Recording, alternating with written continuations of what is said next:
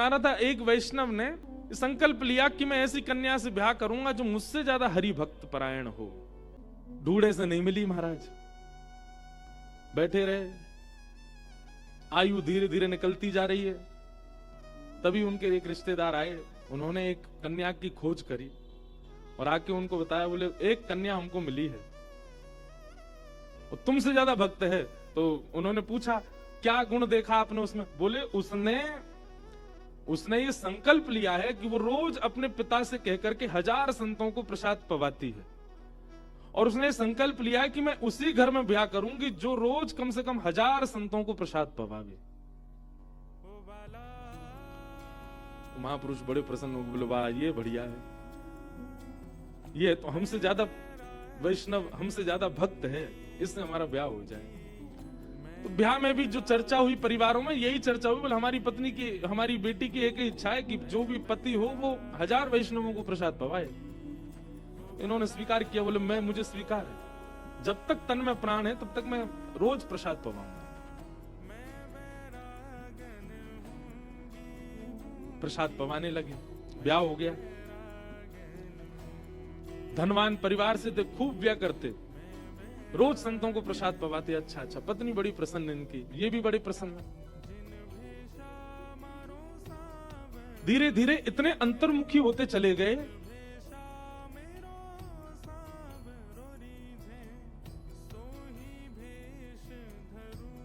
अब चिंता होने लगी, अब कैसे पवाएं, अब धन तो बचा नहीं।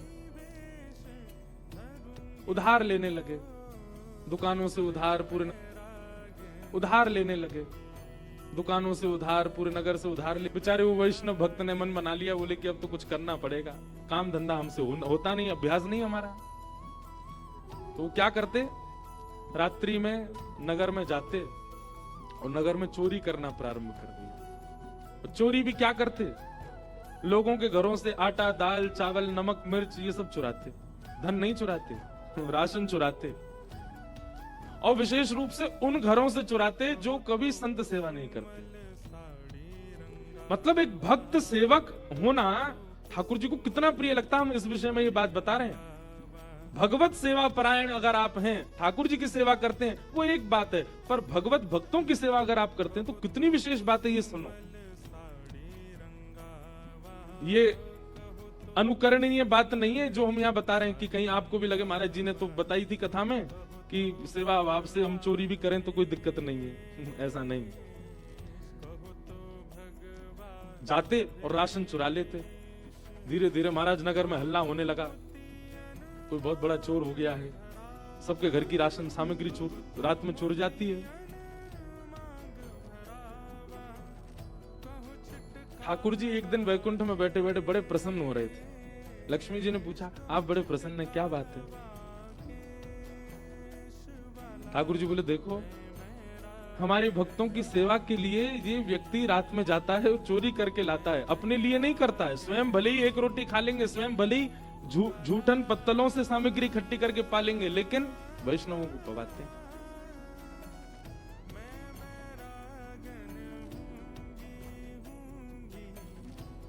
लक्ष्मी जी बोली, आपके मन में क्या भावना आ रही है? बोले, भावना तो बस एक ही आ रही है। बोले, क्या? बोले, अब मैं जाऊं और स्वयं जाकर के ये, अब ये बड़े वाले चोर बन गए, अब ये राह चलते हुए धनवानों को चोरी करते हैं, तो मैं ऐसा धनवान बन के जाऊं कि अपनी सबरी संपत्ति इनसे चोरी करवा लूं, ताकि इनकी सेवा कभी रुके ना।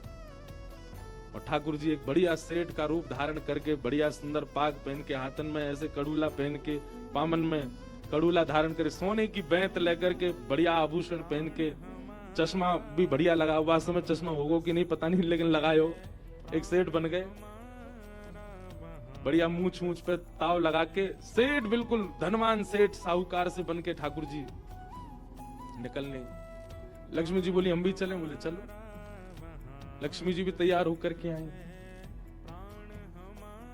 बढ़िया प्रेम से आनंद करते हुए ठाकुर जी जा रहे थे। तभी जैसे ही इन्होंने, ये वैष्णव वहां अब रोड मार्ग में खड़ा रहता था, आते जाते लोगों को चोरी करता था। इसने जैसे ही देखा ठाकुर जी को आते भये, उनके संपूर्ण अंग पर जितने आभूषण थे सबको देख करके इसने अनुमान लगा दिया। बोले भैया इतनी संपत्ति पहन करके जा रहा है कि अगर ये मैं हरण कर लूं तो आगामी 20-30 साल तक संत सेवा रुकेगी नहीं, चलती रहेगी। जूती देख करके, बैंत देख करके, मालाएं देख करके, कुंडल देख करके सबका आकलन लगा लिया। बोले कितनी व्यवस्था हो गई संतो सेवा की, बढ़िया है, इनका हरण करो। ठाकुर जी गए, बैंत खटकाते हुए जैसे ही आगे जाने लगे तुरंत वो वैष्णव आ गया। बोले महाराज कहां जा रहे हैं? बोले आगे के गांव में हमारा एक व्यापार है, वहां जा रहे हैं, साथ में हमारी गृहिणी है, पर हमने सुना है ये बीच का जो गांव है यहाँ पर कोई बहुत बड़ा चोर रहता है, वो अपहरण कर लेता है। हमें संकोच हो रहा है, हम तो ये सामान्य से गहने पहन करके, अभी पूर्ण श्रृंगार नहीं है ये तो हमारी साधारण, इतना तो पहन के सोते हैं हम रात में। वैष्णव सोचने लगा, बोले बढ़िया है, तो इससे तो इसको फर्क ही नहीं पड़ेगा अगर चुरा भी ले तो, ये तो पहन के इतना तो सोता है, तो उसके पास तो बहुत संपत्ति होगी, इतनों से संत सेवा हो जाएगी।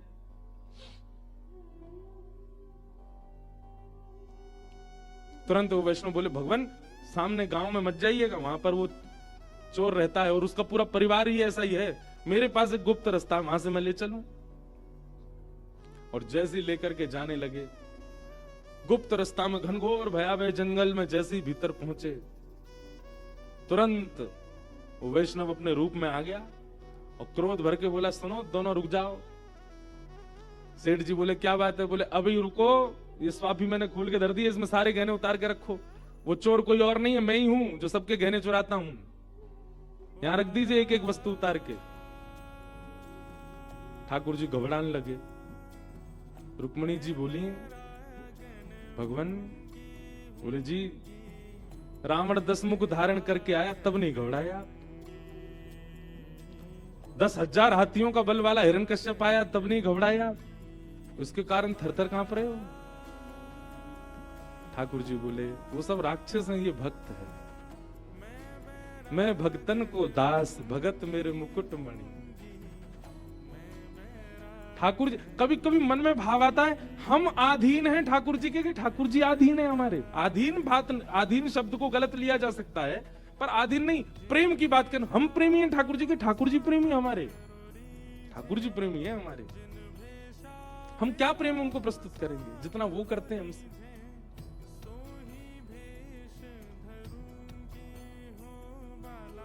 ठाकुर जी धीमे धीमे अपने सारे आभूषण उतार उतार के धरते जा रहे हैं।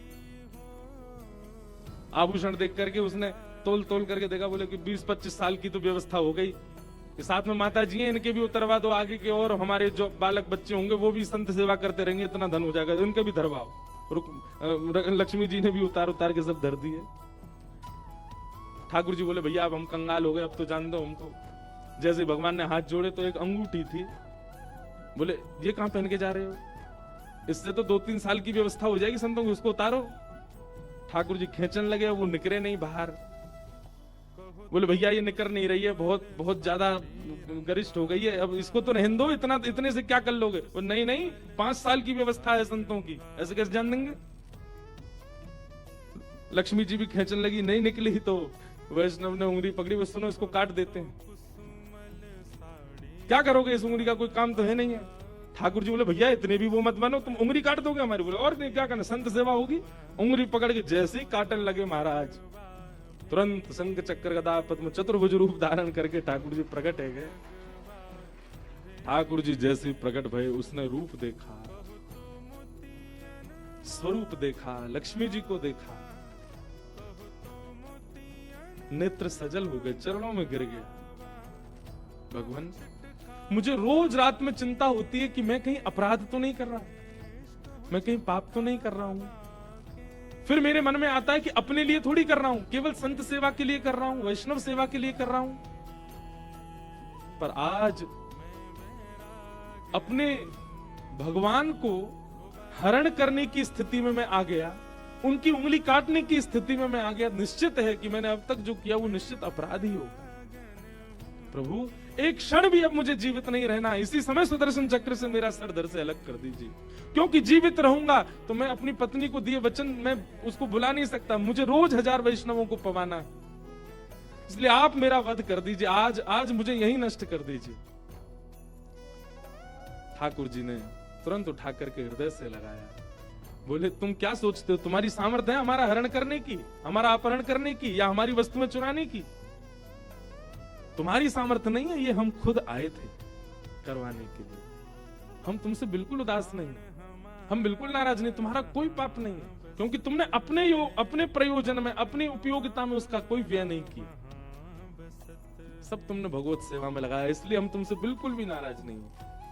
चलो अब हमने इतनी व्यवस्था तुम्हारी कर दी है कि जब तक तुम्हारे प्राण हैं तब तक तुम्हारी सेवा रुकेगी नहीं, तुम्हें कुछ और करना नहीं पड़ेगा, जाओ। उसने फिर निवेदन किया, बोले भगवान आपने मुझे तो दर्शन दे दी, पर मेरी गृहिणी तो घर पर प्रसाद पा रही है, उसको भी दर्शन दें। तो ठाकुर जी बोले अब ऐसे जाएंगे तो पूरा गांव देखेगा। तो छोटे छोटे बालक बन गए दोनों, लक्ष्मी नारायण भगवान गोद में बैठ गए, और गोद में बैठ करके घर लेकर के गया। जा करके अरे सुनो देखो कौन आए हैं। बाहर आकर के देखा तो दो बालक गोद में। बोले छोटे छोटे बालक किसके लिए आए हो? बोले बालक नहीं है, इनको प्रणाम करो। जैसे ही प्रणाम किया ठाकुर जी पुनः प्रकट हो गए, दोनों दंपतियों को दर्शन दिया, दर्शन देके आनंदित हो गए। पूरी कथा हमने क्यों सुनाई? वैष्णव सेवा, भगवत सेवा, संतन की सेवा, रसिकन की सेवा, ये सबसे ज्यादा प्रिय है ठाकुर जी को। एक बार को ठाकुर जी की सेवा में आप तत्पर नहीं हैं, चल जाएगा, पर वैष्णव संत रसिकन की सेवा में तत्परता आपको रखनी पड़ेगी। वहां से ठाकुर जी बड़े प्रसन्न हो। खूब संतन को आनंद कराओ, खूब वैष्णवों की सेवा करो, ब्रजवासी को देख करके। अगर एक बात हम आपसे कहें बंधुओं, कभी अगर किसी वैष्णव भेषधारी में भी अगर कोई दोष दिख रहा हो ना, तो वह दोष देखते ही आप उसको प्रणाम करके वहां से चले जाओ, पर उस दोष को खींचो नहीं लंबा। इनमें ये दोष है, इनमें ये तो ऐसे हैं, ये सब भावनाएं मत रखो। जब हम किसी में दोष देखते हैं ना, तो फिर ठाकुर जी से कहते हैं, ठाकुर जी बताओ आपके वृंदावन में ऐसे लोग रहते हैं? ठाकुर जी कहते हैं, जब मैंने वहां में दोष ना देखो तो तू काहे को देख रहा हो? मेरो वृंदावन, मेरी जमुना जी, मेरी रज, मेरी भूमि, मेरी पृथ्वी, मेरो आश्रय, अब यहां रह रो है। या को मतलब है कि मैंने वाक को स्वीकृति दी है, तो तू कौन हो गए वाक में दोष देखने वालों? तू मत देखे। वैष्णव सेवा, श्रीमद् वल्लभाचार्य जी महाराज कहते हैं, यही भक्तों का धर्म है। भगवत सेवा बाद में, पहले वैष्णव सेवा। दूसरा अर्थ क्या है? तो कहा था विरह, समंजसत्वा विरहय एकांक्ष। कथा का हो, लीला का हो, उत्सव का हो, धाम का हो, विरह जब आपके चित्त में होता है, प्रेमाश्रु जब चित्त में भर जाते हैं, वही एक वैष्णव का अर्थ है। अब तीसरी बात आई काम। काम क्या है? तब वृत्रासुर कहते हैं, भक्त का धर्म क्या है? वैष्णव सेवा। भक्त का अर्थ क्या है? जितना हो सके विरह में रहे ठाकुर जी के, यही अर्थ है उसका। अर्थ मतलब यही संपत्ति, यही धन है। और भक्त का कामना क्या है? भक्त का काम क्या है? तीसरा पुरुषार्थ। संसारी लोगों के लिए चर्चा नहीं है, ये केवल वैष्णवों की चर्चा हो रही है यहां पर। तो वैष्णव का अर्थ, वैष्णव का काम क्या है? तो कहते हैं, अजात पक्षा एवं मातरम खग। जैसे बिना पर वाला पक्षी अपने मां के आश्रय में रहता है, वो पूरे दिन घोंसले में बैठ करके केवल प्रतीक्षा करता है, मेरी मां कब आएगी, कब आके दाना चुगाएगी और मेरा पेट भरे। अजात पक्षा एवं मातरम खग।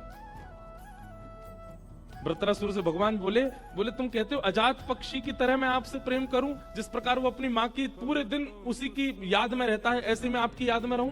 तो भगवान बोले, अजात पक्षी के जब पर निकल आते हैं ना, तो मैया को छोड़ के भाग जाता है। जब तक पर नहीं निकले तब तक रहता है मां के आश्रय में। तू भी वही कहना चाह रहा है, जब तक तेरे पर नहीं निकले तब तक मेरे आश्रय में, फिर छोड़ देगा? वृत्रासुर बोले नहीं नहीं नहीं, दूसरी बात सुनो। बोले क्या? स्तन्यौ यथा वत्सतरा क्षुधार्था जैसे एक छोटा बछड़ा।